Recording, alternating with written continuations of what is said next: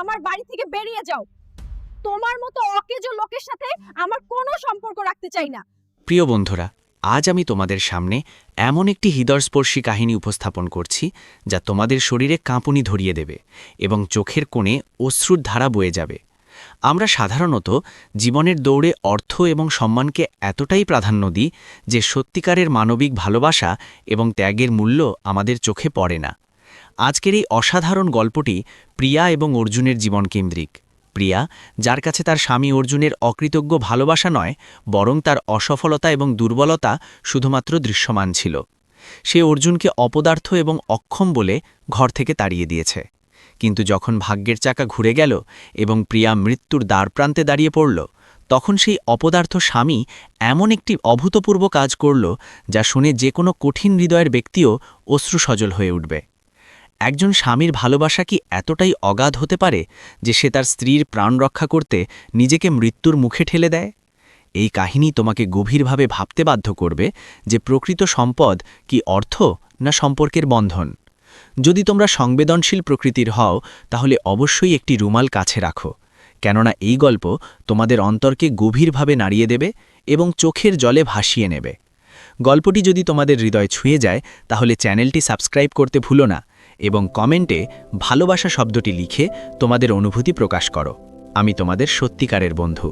তাহলে আসুন শুরু করি এই অশ্রুময় ত্যাগের অমর উপাখ্যান।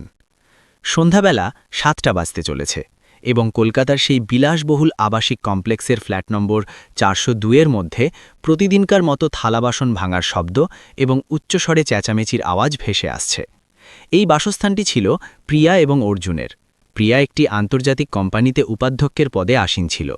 তার বেতন ছিল লক্ষ লক্ষ টাকার। তীক্ষ্ণ বুদ্ধিসম্পন্ন, রূপবতী এবং অত্যধিক উচ্চাকাঙ্ক্ষী। সেখানে অর্জুন ছিল একজন সাধাসিধে ব্যক্তি। সে বহুবিধ ব্যবসায়িক উদ্যোগ গ্রহণ করেছিল, কিন্তু তার ভাগ্য কখনোই তার পক্ষে যায়নি। কখনো সহযোগী প্রতারণা করত, আবার কখনো বাজারের অবস্থা খারাপ হয়ে যেত। ধীরে ধীরে অর্জুনের মনোবল ভেঙে পড়েছিল এবং এখন সে বিগত 2 বছর ধরে ঘরেই অবস্থান করছিল। সে ঘরের সমস্ত কাজকর্ম সামলাত, রান্না করত এবং প্রিয়ার যত্ন নিত। কিন্তু প্রিয়ার দৃষ্টিতে এখন অর্জুন তার স্বামী নয়, বরং একটি অসহনীয় ভারস্বরূপ পরিণত হয়েছে। একটি এমন ভার যা সে তার সাফল্যের কাঁধে বয়ে বেড়াচ্ছে। সেই দিনও অনুরূপ কিছু ঘটনা ঘটেছিল। প্রিয়া কর্মস্থল থেকে অবসন্ন হয়ে ফিরেছে। কর্মস্থলে তার ঊর্ধ্বতনের সাথে তার তর্ক-বিতর্ক হয়েছে। তার ক্রোধ ছিল 7ম স্বর্গে পৌঁছানোর মতো। যেইমাত্র সে ঘরে প্রবেশ করল, অর্জুন পানির গ্লাস হাতে নিয়ে এলো। প্রিয়া গ্লাসটি হাতে গ্রহণ করল এবং এক চুমুক খেয়েই গ্লাসটিকে প্রচণ্ডভাবে মেঝেতে আছড়ে মারল। কাঁচের খণ্ডগুলো সমস্ত অতিথিকক্ষে ছড়িয়ে ছিটিয়ে পড়ল। অর্জুন ভীত সন্ত্রস্ত হয়ে পড়ল। সে আতঙ্কিত হয়ে জিজ্ঞাসা করল, কি ঘটেছে প্রিয়া? পানিটি কি ঠান্ডা ছিল না? প্রিয়া উচ্চস্বরে বলল, পানি? তোমার ধারণা আমার পানির অসুবিধা রয়েছে? আমার জীবনযাত্রায় সবচেয়ে বিশাল অসুবিধা তুমিই অর্জুন। তুমি নিজেকে পর্যবেক্ষণ করো। তুমি কি? একটি অপদার্থ, চাকরিহীন এবং ব্যর্থ ব্যক্তি। প্রভাত থেকে সায়াহ্ন পর্যন্ত এই বাসগৃহে দাসের ন্যায় কাজকর্ম করো। আমার অপমান লাগে তোমাকে আমার জীবনসঙ্গী বলে পরিচয় করাতে। আমার সখীরা তাদের জীবনসঙ্গীদের বিষয়ে আলোচনা করে যে তাদের জীবনসঙ্গী এই চুক্তি সম্পাদন করেছে, সে যানবাহন ক্রয় করেছে, এবং আমি কি বর্ণনা করব যে আমার জীবনসঙ্গী ঘরে অবস্থান করে ডালে মশলা মিশিয়ে দেয়? অর্জুনের নয়নে আর্দ্রতা এসেছে। সে মৃদুস্বরে বলল, প্রিয়া, আমি প্রচেষ্টা তো করছি না। আমি গতকালই 2টি স্থানে সাক্ষাৎকার দিয়েছি। আমার প্রত্যাশা রয়েছে যে প্রত্যাশা? প্রিয়া তার বাক্য অসমাপ্ত করে বিরক্তির সাথে বলল, তোমার প্রত্যাশাগুলো আমার যৌবনকালের 5টি বছর নষ্ট করে দিয়েছে। অর্জুন যখন বিবাহ সম্পন্ন হয়েছে, তখন তুমি উচ্চারণ করেছিলে যে আমি তোমাকে রানীর মতো রাখব। এই রানী যে সারাদিন গর্দভের ন্যায় পরিশ্রম করে এবং সায়াহ্নে এসে তোমার এই অমঙ্গলকর মুখমণ্ডল দেখে। আমার তোমার প্রতি বিদ্বেষ জন্মেছে অর্জুন। আমি অবসন্ন হয়ে পড়েছি তোমার এই ভার বহন করতে করতে। তুমি একটি পরাশ্রয়ী যে আমার আয়ের উপর লালিত হচ্ছ। অর্জুন নীরবে দাঁড়িয়ে শ্রবণ করতে থাকল। এটি কোনো প্রথম ঘটনা নয়। এখন তো এটি প্রতিদিনের ঘটনা। কিন্তু আজ প্রিয়ার ক্রোধ কিছু অধিক ছিল। সে তার অঙ্গুলি দিয়ে প্রবেশদ্বারের দিকে নির্দেশ করে বলল, চলে যাও আমার বাসগৃহ থেকে, অবিলম্বে, এই ক্ষণে। আমি তোমার মুখমণ্ডল দেখতে ইচ্ছুক নই। যাও এবং তক্ষণই প্রত্যাবর্তন করো যখন তোমার পকেটে অর্থ থাকবে, অন্যথায় কোথাও গিয়ে প্রাণ ত্যাগ করো, আমার কোনো প্রভাব পড়বে না। অর্জুন একবার প্রিয়ার দিকে দৃষ্টিপাত করল। তার নয়নে অশ্রু ছিল, কিন্তু সে কোনো ব্যাখ্যা প্রদান করল না। হয়তো সেও এখন এই নিত্যদিনের অসম্মান থেকে অবসন্ন হয়ে উঠেছে। সে শয়নকক্ষে প্রবেশ করল। একটি ক্ষুদ্র থলে তার দুজোড়া পোশাক রাখল। তার এবং প্রিয়ার বিবাহের একটি প্রাচীন ছবি যা টেবিলে স্থাপিত ছিল তাকে উত্তোলন করল, চুম্বন করল এবং থলে রাখল। যখন সে বাহিরে উপস্থিত হল তখন প্রিয়া সোফায় উপবিষ্ট, পা নাড়াচ্ছিল। অর্জুন প্রবেশদ্বার পর্যন্ত পৌঁছাল। সে বলল, প্রিয়া, নিজের যত্ন নিও, সময় অনুসারে আহার গ্রহণ করো, এবং হ্যাঁ, রক্তচাপের ঔষধ আলমারির ঊর্ধ্বস্থ খানায় স্থাপিত আছে। প্রিয়া না তাকিয়ে উচ্চস্বরে বলল, দূর হয়ে যাও এখান থেকে, আমার তোমার সহমর্মিতা প্রয়োজন নেই। অর্জুন প্রবেশদ্বার উন্মুক্ত করে বাহিরে চলে গেল। সেই রাত্রিতে কলকাতায় অত্যধিক প্রবল বর্ষণ হচ্ছিল। অর্জুনের নিকট না ছাতা ছিল না অর্থ। সে শুধু পথে ভিজতে হয়ে অগ্রসর হতে থাকল। তার কর্ণে প্রিয়ার সেই বাক্যগুলো অনুরণিত হচ্ছিল। তুমি একটি অপদার্থ ব্যক্তি। কি সত্যি সে অপদার্থ ছিল? সে তো সর্বদা প্রিয়াকে প্রেম প্রদান করেছে। যখন প্রিয়া অসুস্থ হতো তখন রাত্রিভর সজাগ থেকে তার পা চাপত। কি প্রেমের কোনো মূল্যায়ন নেই? কি শুধু অর্থই সকল কিছু? এই সব প্রশ্নের সাথে সংগ্রাম করে অর্জুন সেই রাত্রিতে অন্ধকারে কোথাও লুপ্ত হয়ে গেল। এদিকে প্রিয়া ধারণা করল যে অর্জুনকে বিবেক ফিরে আসবে এবং ২-৩ দিনের মধ্যে ক্ষমা প্রার্থনা করে প্রত্যাবর্তন করবে। তাকে তার অপরাধের অনুশোচনা হয়নি, বরং তাকে তার সিদ্ধান্তে অহংকার ছিল যে সে একটি ভার ঘর থেকে নির্বাসিত করেছে। কিন্তু ১ সপ্তাহ অতিবাহিত হল, অর্জুন প্রত্যাবর্তন করল না। ২ সপ্তাহ অতিবাহিত হল, অর্জুনের কোনো সন্ধান নেই। প্রিয়া তার স্নেহীদের টেলিফোন করল, কিন্তু কারও কোনো তথ্য নেই। ধীরে ধীরে প্রিয়ার অন্তরে একটি বিচিত্র অস্থিরতা আরম্ভ হল। কিন্তু তার অহংকার তাকে অর্জুনকে অনুসন্ধান করতে প্রতিবন্ধকতা সৃষ্টি করছিল। তারপর একদিন কর্মস্থলে উপস্থাপনা প্রদান করতে গিয়ে প্রিয়াকে অকস্মাৎ মাথা ঘোরা অনুভূত হল। সে ধপ করে ভূমিতে লুটিয়ে পড়ল। কর্মস্থলে বিশৃঙ্খলা সৃষ্টি হল। তাকে অবিলম্বে নগরের সর্বোত্তম চিকিৎসালয়ে নিয়ে যাওয়া হল। যখন প্রিয়াকে সচেতনতা ফিরে এলো তখন সে গুরুতর চিকিৎসা কক্ষে ছিল। তার চতুর্দিকে যন্ত্রপাতিগুলো বিপ বিপ শব্দ করছে।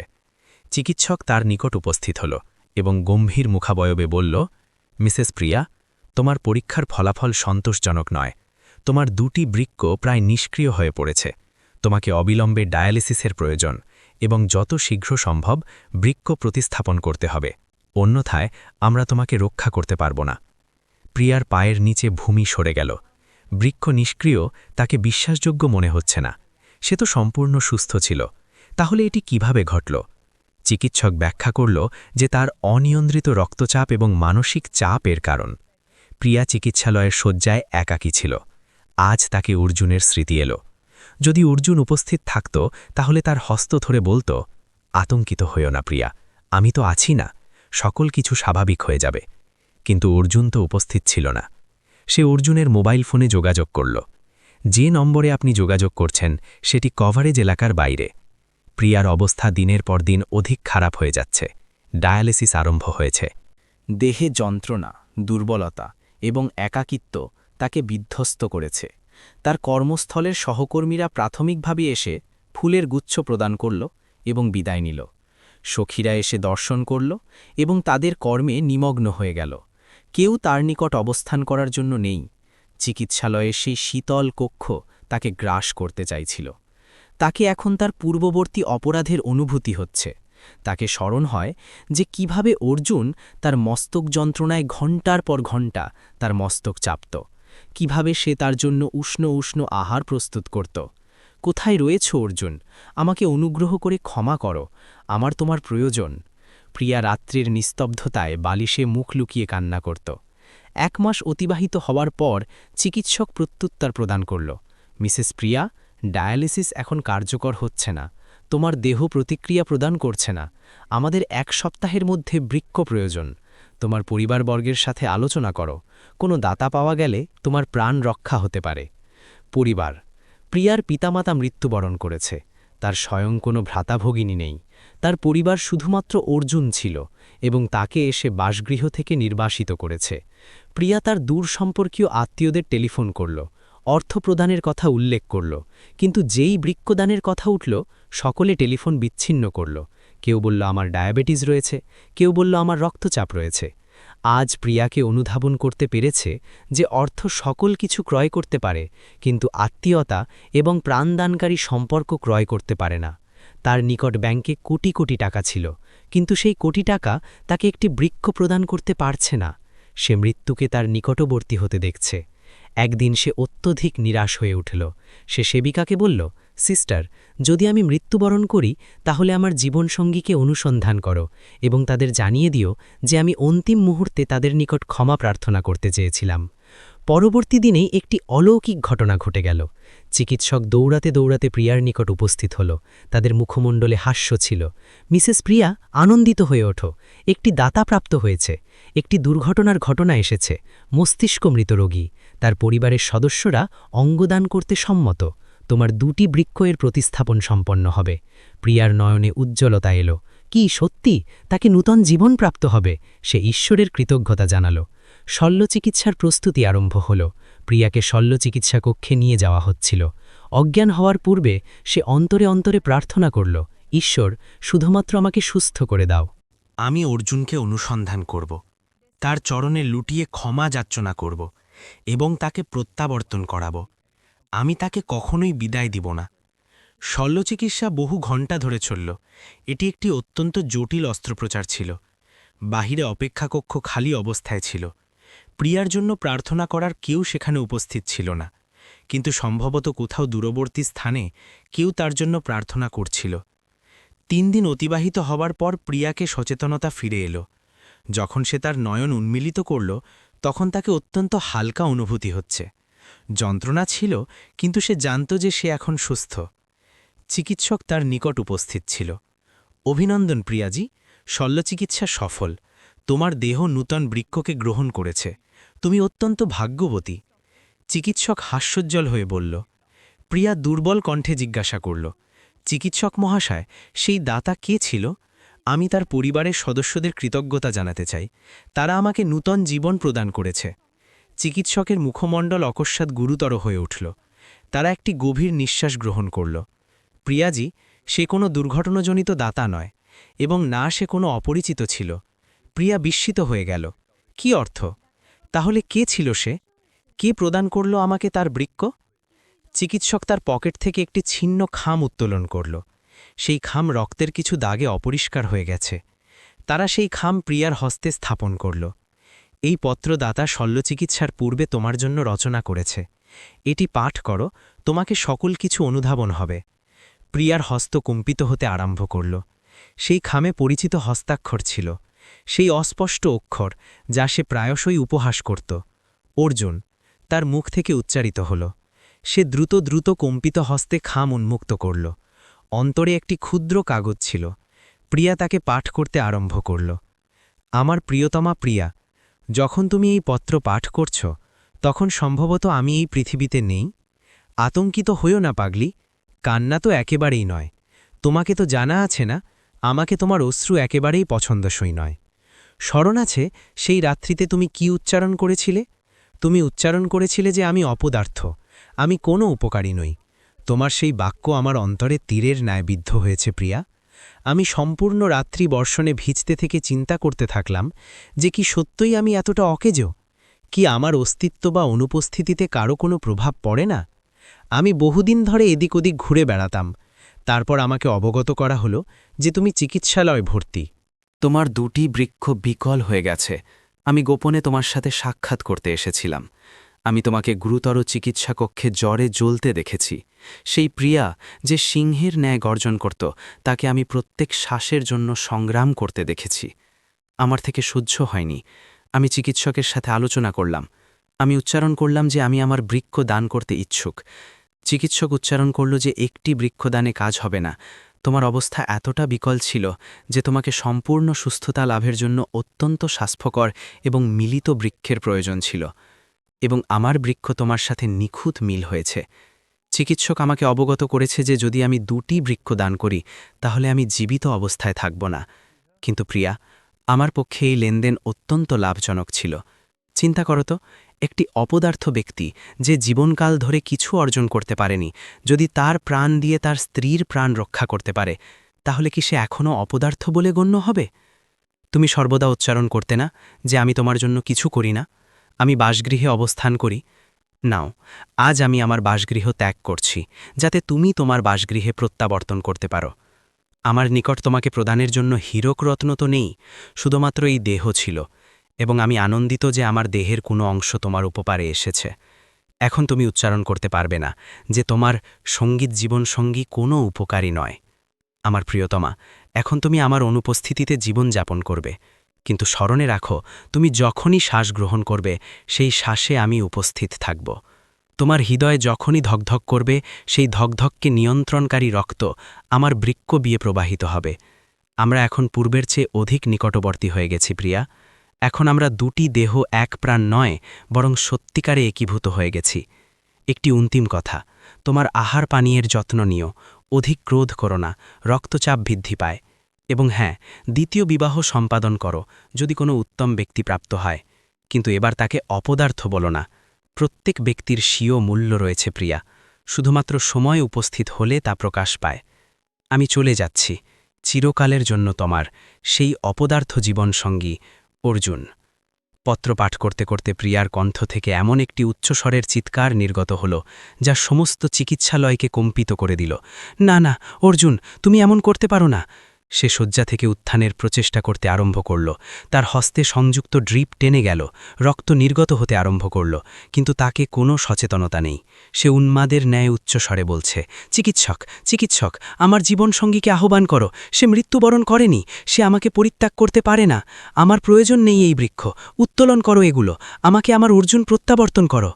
সেবিকা এবং চিকিৎসকরা তাকে আটকাল, তাকে প্রশান্তিকর অজ্ঞানের সূচি প্রদান করতে হল, কিন্তু অজ্ঞান হতে হতেও সেও শুধুমাত্র এটাই বকবক করছে, আমি দোষী, আমি তাকে হত্যা করেছি, আমাকে অনুগ্রহ করে ক্ষমা করো অর্জুন।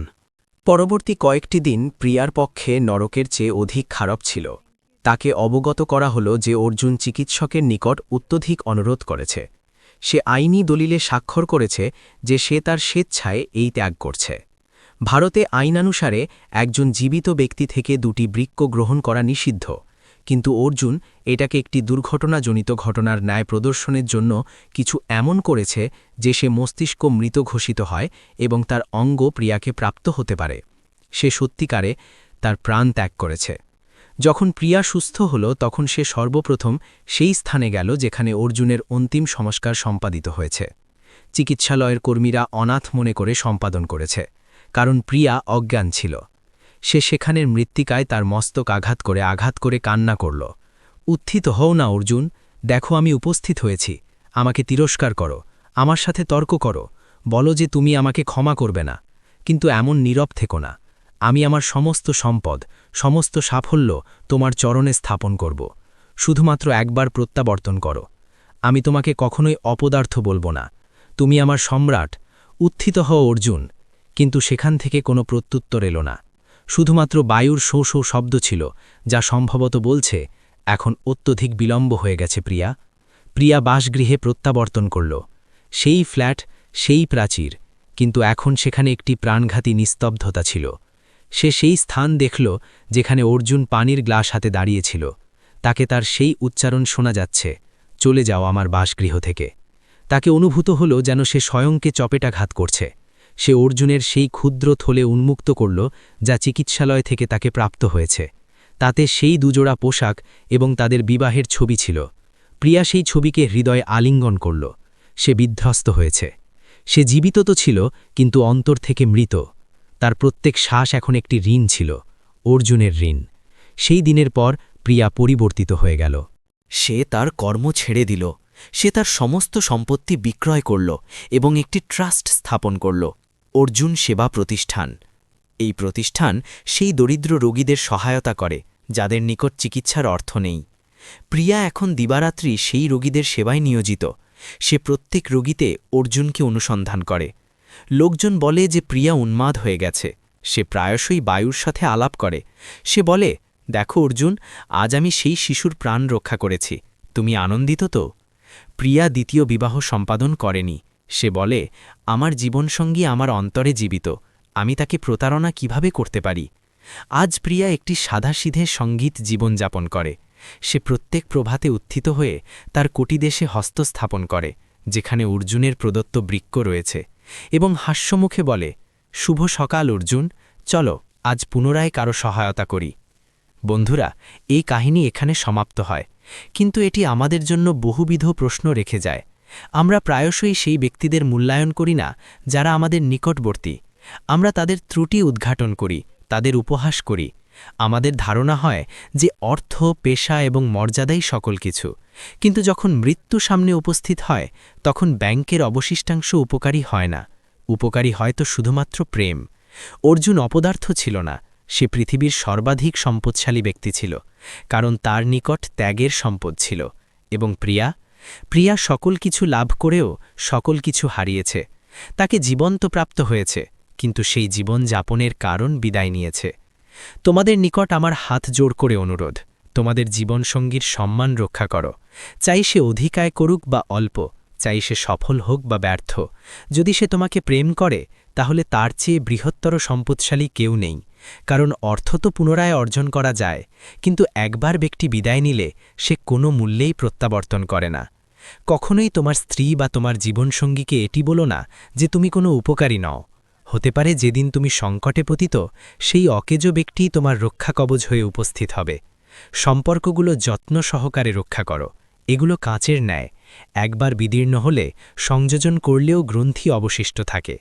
তোমাকে এই কাহিনী কেমন অনুভূত হল? অর্জুনের সিদ্ধান্ত কি যথার্থ ছিল? প্রিয়াকে কি ক্ষমাপ্রাপ্ত হবে? তোমাদের মতামত কমেন্টে অবশ্যই রচনা করো, এবং যদি এই কাহিনী তোমাদের নয়নে একটিও অশ্রু প্রদান করেছে তাহলে এটাকে ভাগ করে প্রেম বিতরণ করো। আমি তোমাদের বন্ধু, পুনরায় মিলিত হব একটি নূতন কাহিনী নিয়ে। ততক্ষণ তোমাদের এবং তোমাদের প্রিয়জনের যত্ন নিও।